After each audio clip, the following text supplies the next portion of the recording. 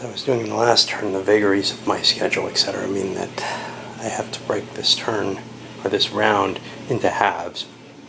And I may do that continuously because I'm having a hard time playing a whole round through anymore without walking away and spending the rest of the day doing something else. Okay. So, and yes, this is going to take years if I take that attitude, but that's life. All right, let's see. So, the first exciting thing was Russia.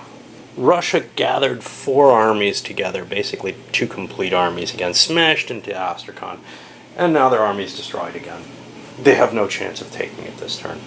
And they're really in a losing proposition here with that heavy fortification, etc. They just don't have the force to take it. It's a painful situation they can get in. If they fail to take something, especially Astrakhan, it's the most powerful of the early things. Crimea they can take chunks out of, right? But Astrakhan's one place where a 3 fortification, or in this case now I think it's a 4, isn't it? At this late date, yeah, it's up to a 4. You know, that makes it really difficult. They have to actually break the army and then have 40 troops left afterwards. That's tough to do, especially on the low budget that a tiny Russia that doesn't have Astrakhan and all kinds of other stuff yet is going to be surviving on. All right, over to the others. Well, we went to the Dutch and Spanish, and the Spanish combined their armies here for their move into whatever this is, San Diego or whatever. And the Dutch actually started doing risky exploration without a leader. That's a tough thing to do, to tell you the truth. But they did it because they want their troops to come into play. They don't think the French are going to do any kind of invasion. The Dutch sent a fleet from the Netherlands itself over to Fort Dauphin to pick up their troops there. And it's expensive going around the Cape, so I think they're going to try to take out Aden first. They may just burn that down because these are more valuable to them. On the other hand, taking things from the French, it may not be so bad giving things back to the French, but I don't know. France is in a powerful position, so burning their trading post doesn't seem like a horrible plan. Over here in Europe, we had the Spanish leader march in against Conde, and both sides took a lot of damage. The Spanish got repulsed and took larger damage, but Conde can't replace his forces. The Spanish had another whole army in place that they retreated to, and now they have pretty much the same size. It's lower quality, but and Conde's troops became higher quality because of it, but it's kind of changing the dynamics down here, and Conde's no longer going to be able to be in the lead because there's a bigger army up here he's going to have to go take command of, which puts Luxembourg, who's about equal, or is exactly equal to the Spanish leader. Elsewhere, Orange combined with the Hanoverians to do some suppression of rebels. Over here, who is it? Ferdinand? Someone? Ferdinand. Continues his siege. Max Emanuel and Montecuccoli. Fuck. Yeah. Trying to hurry to get things out so that I can get to my work. Laid siege up here to Milan. And down here we have the Savoyan troops under Commercy. Laid siege to Toulon with fleets blockading onto the bottom half. Alright, finishing up that first all-important round. The French consolidated their force down here in Carolina, facing the English, who they see as the bigger threat, actually, because the Spanish have a longer distance to travel, and they have San Diego to conquer. So, you know, the situation here, they thought they had a problem there. Now, the English ended up pulling their leader off of the American Maryland colony because they needed him over here to face the Scottish threat. How much that really affects, I'm not sure. France should probably do something with this guy. I don't know what. Oh, push him somewhere. I don't know. I'll figure out somewhere he can go. France is going to be moving. So, for the French, they don't have enough money to fight everywhere still. They can't do a complex action.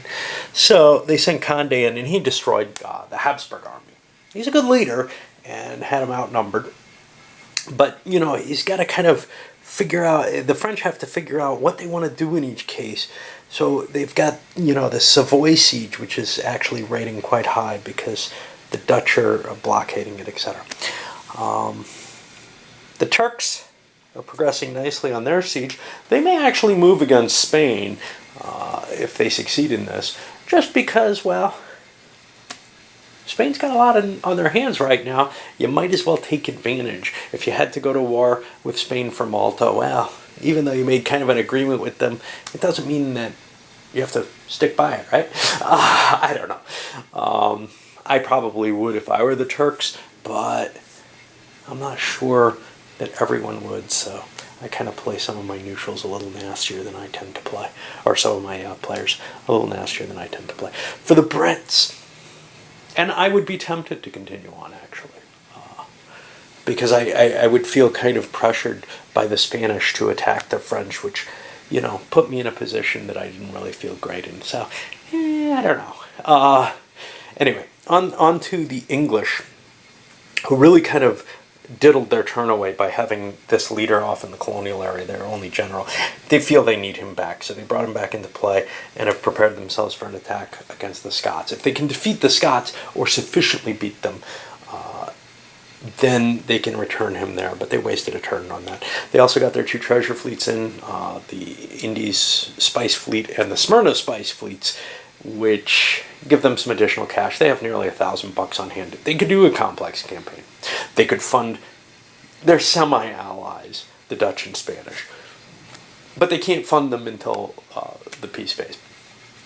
You know, I was thinking, I've been involved in a couple of things online about competitive gaming versus, you know, what I tend to see more. And a game like this really brings that out, because the complaints I've made before about, hey, you know, if you're trying to win this thing, you're going to do some really ahistorical stuff. And I thought about, you know, it happens in Here I Stand, Virgin Queen, Empires in Arms. This game would also involve it, where the design of the game tried to create this peace and war mechanism, this limitation that you don't see in a game like, I wanted to call something out here, but I'm not seeing it easily accessible somewhere down. I don't know where it is. I was going to say, yeah, there it is.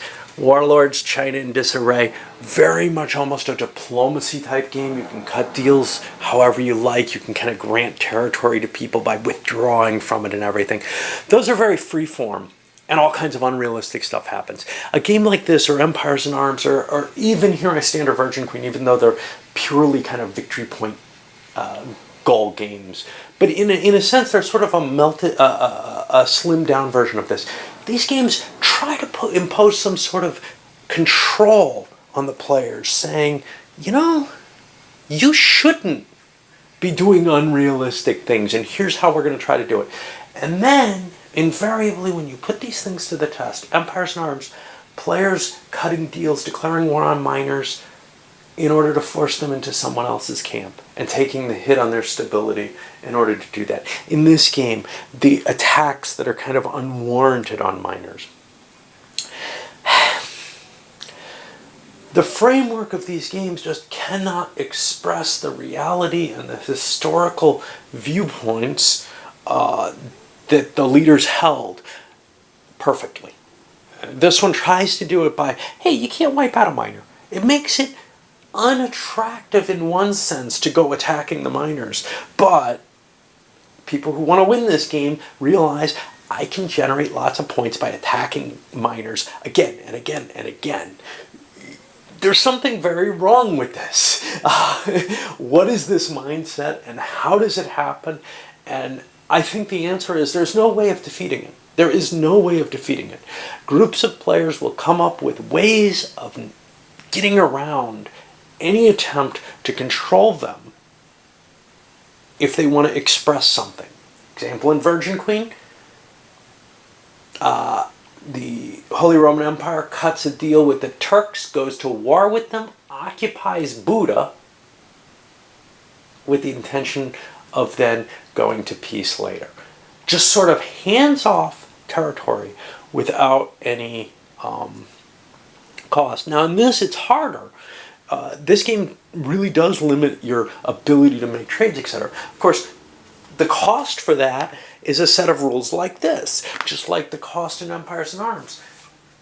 When the reality is, it might be easier to just express all this with, hey, here's your open-sided game, you can do anything, but here's the things you shouldn't do. And if you play with people who can't follow that basic rule, well, that's like playing, say, one of these Civil War Brigade series games, trying to bend your rules, your orders interpretations a little bit, or trying to make them too flexible. Basically, a gaming group has to come to some kind of agreement of what they're trying to play. And if they're trying to play historical simulations, well, the question is why. This is not a competitive game, I argue. I argue that there's no way you can play this competitively because it's just unbalanced. I mean, there's no point to it, right? You can bring someone down, but there are players who are just not going to be big players for the whole game, and they're not going to be able to score the points. And we look at that with Russia in this game, or Turkey when they kind of fail a little bit, or Spain when they failed a little bit. In this game, there are 3 players that I'd say have pretty much no chance. All right? I'd say the Dutch are pretty close to no chance, too. This is a competition between the English and the French. And in a sense, what the Dutch did by attacking the French may not have even been in their best interest because they're more interested in a lot of ways. They have more conflicts directly with the English. And they could have said, you know, eventually this can come down to a war between France and England over who wins. And maybe by sitting on the sidelines, I can score points on England that I need to win. And maybe I'm working in my own worst interests by fighting France here and trying to bring them down, even though they're scary, big, and powerful. Of course, they do have this problem with hey now. They really want that, and that's the justification within the victory point system that they're using for this, even though I'm not so sure it's a wise idea, because if they were focusing all their efforts against the English, eventually the English would be saying, oh, you're just letting France win. And the Dutch would say, well, yeah, but you are too. You could ignore my efforts, let me get what I want, and be working on bringing France down. Anyway, that kind of discussion, that kind of agreement, it's kind of a weird situation. It's this kind of clash of different gaming cultures. I have no problem saying, hey, yeah, I'm letting them win, but you're ahead. It's your job to do it. I'm in a behind position, so, you know, even though it may seem historically my case to do it or to help with this as the Dutch, well, maybe I'm not worried about it too much because there's victory points and because I have specific interests that are outside of hey now. Anyway, just a bit of babbling, a bit of different ways of looking at things, because honestly I see that I play on both sides of the issue, and it is very possible to justify what I'd say is questionable behavior. I'm even guilty of that. Anyway, onward. Okay, moving into the 3rd round. No early end here. I screwed up a rule or forgot something, or maybe have forgotten it through several playings and just looked it up and found it. I'll touch on that in a moment. Let's take a look at what's going on, though. Dutch and Spaniards have combined here and opened up a siege on this fort. They actually assaulted it. There's a good chance of beating a fort through an assault, and they probably should have done it if I had realized the rule that I screwed up and have been screwing up continuously through the entire game. Has to do, yeah, why not? It has to do with forts. If you declare an assault on a fort, you're allowed, even if you don't take it in the first round, in the first day of battle, 2 rounds of combat, whatever, to keep going. Eventually you will probably break it, destroy the troops in it. Now, those troops come back after the whole assault, so that's always been one of the kind of restraining features that I didn't want to assault for, because, hey, I assault it, I take, 8 losses or something, the fort takes I don't know, 15, 20, whatever, but then it's full strength again afterwards. Well, that's not the case. You can keep pushing it as long as your army doesn't break. And if you break their army or destroy their forces, you take it. Well, that would have been easily the case over here in a simple fort, which only has 5 strength points and not a lot of big advantages, and you can assault it immediately. Anyway, live and learn. I think I've played several games of it without realizing this. Maybe I realized it way back in the early days when I first started playing it, I would suspect. Over here, Frontenac has kind of cut across north and discovered this mountain area. The reason is because he doesn't want to cross the river to attack the English, but now he's in a position there. The Dutch here landed on and are fortifying to control Aden. The reason for this is they can do that safely, by my reading. Well, actually, no. There's a... No, that's the wrong place. They've got to make a roll for that. There's a chance that... Yeah, you know what? I'm going to just burn Aden instead. I thought there was no restriction there. I'm going to burn that, and I'll remember to do that when I come back. The reason I was doing it there was maybe the risk of a native uprising is lower there than over on these, but these are about the same. Actually, Angola's the cheap one. Destroying them, you can do that immediately and then get back on your boats, which is what you see the Dutch have done here, and then they can sail around. They don't piss the natives off by sticking around and trying to fortify the area. If you have military units in an area with natives, there's a chance they'll attack you, and in fact, we have to kind of worry about that up in the Americas too. The French forces might end up in trouble there. The English are okay because they have a full level 6 colony where they have their troops, which makes them safe, I think. Of course, I may be wrong. Been wrong about a lot of things. Okay, in Europe, the Scots came down, and that's where I looked up the rule on the siege and noticed this thing that I hadn't seen before, which was, I can keep going. And they ended up taking Newcastle, which is good for them at least, because they were at risk of having their siege broken. This makes sieges a lot easier than I thought they were, and maybe changes a lot of the dynamics of a fight. Would have seen people assaulting a lot more, I think. Up here, the Dutch continue with Flanders. They cleared it out. Condé pulled back out of Luxembourg, and he's in a position where he has a good chance of intercepting anything the Dutch do. The Spanish attacked again. Oh, I'm sorry. The Spanish attacked again, this time against Luxembourg. And he won both rounds of the combat. He didn't win the battle overall, but he's got this huge Cav army. It's almost all Cav. And it was enough to kind of drive the Spanish down to nearly as low as he is in terms of total strength. They have smaller armies to begin with, but that's mainly the infantry at play there. But he wiped out most of the infantry in one of the armies, so he's in pretty good shape there. Here in Italy, most of the stuff stayed the same. Max Emanuel continuing to siege there. Down here, Vauban. See, the French were able to get away because there's only one siege that they have to deal with, and they decided to forego that temporarily. Well, actually, there's 2, but this one may not succeed anytime soon. They decided to forego relieving Toulon in order to start their siege of Brindisi, and they've got a pretty good chance of succeeding at that with Vauban there, even though they don't have, even though it's bad terrain and there's a port there. The Turks succeeded in Malta. They've captured Malta, and now some brief talk with the French. The French said, "Look, we'll let you have the Mediterranean,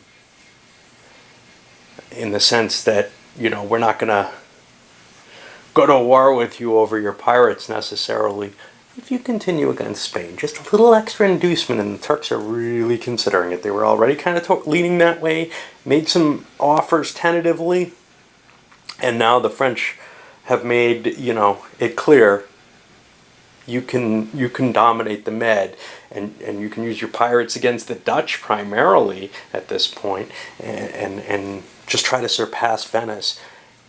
And that's a tempting offer, very tempting. We'll see what the Turks do with that. That's about it for this. We'll get on with the next. Well, I forgot to do the native actions and the roles for them in the Sonora they uprose, and they also uprose in Ohio. Now, where there are a lot of natives, for example, 60 in Aden is really, really dangerous, or 100 here in Africa. But where there's 15, as in Sonora and in North America, it's really not that dangerous. And it's especially not dangerous when you've got high-tech troops where you have a very good chance of just breaking them with one shot. Again, at this point, we're fighting pre-gunpowder still. The natives that aren't part of an actual country, something like Aden would actually count as Islam and be fairly effective at this point in the musket level. But the natives of Native America are not considered to ever be at above the minimal medieval level. So they're very easy to defeat. You're on like the A table against their D, and you get fire and they don't. And if you have Frontenac, you actually get some of them on your side. He had to combine his units into an army in order to take them, but now he's got 4 extra strength points, which will help him. And, they're just casualties, basically, because they can't fire, and they're low morale. But it's an interesting option to add to your forces that way. Turn continues into the 4th round, and Dutch have set themselves up here. This is actually the safe one with a 6 rebellion value. I've got to roll that. I haven't done it. I never do. Never remembered it. It's always on the edge of believability there. The Spanish-Dutch army took San Diego back. The French marched in and defeated the English here, and now they've got Maryland under siege. Over here in Europe, things went really, really much, much worse. Let's start with the English. They destroyed the Scottish army. Okay, impressive. Elsewhere, though, the Dutch moved into Hainaut, sieging it. The Spanish made another attack on Roussillon. They lost their entire army against Luxembourg this time. Luxembourg positioned himself to take Savoy on. We've got the Turks moving into Sicily. French at Brindisi still sieging it, but Condé marched up, and he just demolished the Dutch Hanoverian army completely. All right, on to another round. Okay, well, I remembered to roll for possible native problems. The Dutch-Spanish army tried to explore its way towards the French. They can only do one space at a time without an explorer or without a conquistador. They failed and took like 40% losses trying to do so. The English moved their leader back into the Americas to try to take Frontenac on. Frontenac's going to have to pull out of there. He failed in his siege. But overall, he hasn't done too terribly, and he can put a pillage marker over there. Cost the English some points. The Dutch survived where they are and built their fort. Elsewhere, though, in Europe, oh boy, does it look bad. The French weren't able to make it as far as Alsace without... There was nowhere to go. They had to cut down south. So instead they sent Luxembourg over to siege Pau. He couldn't make it through Savoy with them at war with him. So there's no way to get the French into Italy at this point. That's kind of a painful situation. The French can build troops here at an expense, but it's really an unpleasant situation. Turks ended up taking Palmero. They did an assault there.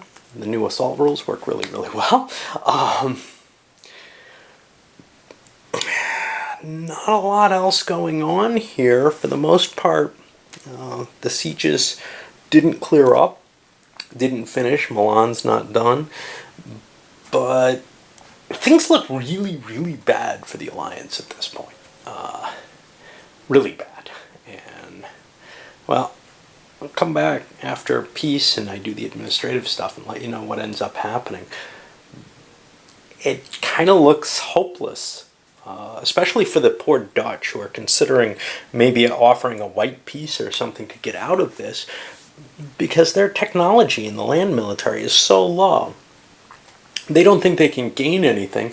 Right now, I believe they have a slight advantage still. They have a +2, whereas the Spanish have a -1 as the leader of the alliance, including Spanish and Dutch actions, and another -1 for this. So the Spanish would have to give a peace of level 2. They might get out of it a little cheaper. They might get out just having to pay money. So the war may be over. The Spanish may give in at this point. Nobody blinked. The Dutch really wanted out of the war. The Spanish think their case is hopeless, but they think their case is hopeless no matter what. The only chance they have of placing above dead last is to keep the Habsburgs. So they stayed in. They convinced the Dutch similarly, look, this is your only chance. This is your only chance. You're not going to catch them. And England said, look, I'll give some money. I'll help you guys stay in this war. The Turks, well, Spain didn't want to give in to them either, which probably means they're going to lose all of Sicily. But, you know, there's a point where you have to kind of stand somewhere. Point-wise, France did very, very well.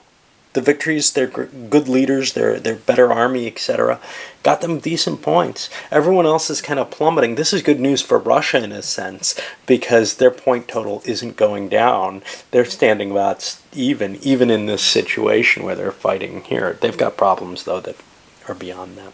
But everyone else lost like 10 points at least. Except for the French, and the French are just shooting ahead of everyone. There's not a lot of options here. You either lose points to them during a war, or you surrender stuff to them, lose more points, make them more powerful, and in the next war, they may be even worse. So it's a tough call. Here, Spain at least has the tech advantage. I gotta cut this one because it's gone long.